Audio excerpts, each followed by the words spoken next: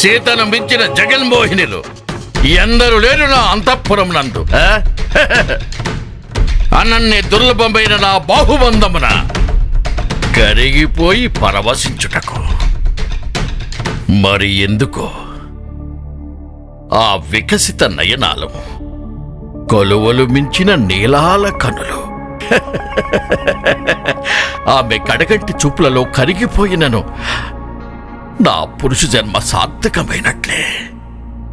ఆమె ప్రతి కదలిక సమ్మోహన వశీకరణమే. ఆ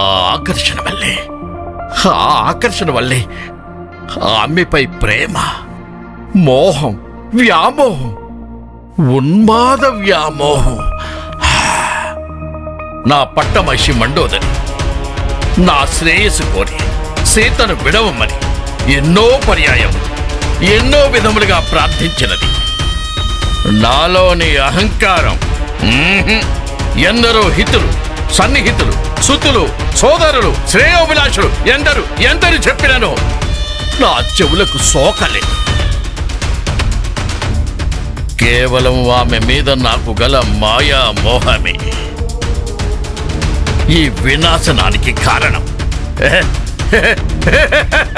అది నా దురహంకారం. నాకు తెలుసు శివ, ఈ క్షణంలో నేను నా అహంకారాన్ని చంపుకొని సీతను రామునికి అప్పగించిన యుద్ధం సమాప్తం. నా సైన్యం రక్షింపబడుతుంది. నా లంకా రాజ్యంలో శాంతి నెలకొంటుంది. ఈ లంకా ద్వీపానికి నేనే శాశ్వతంగా మహారాజును.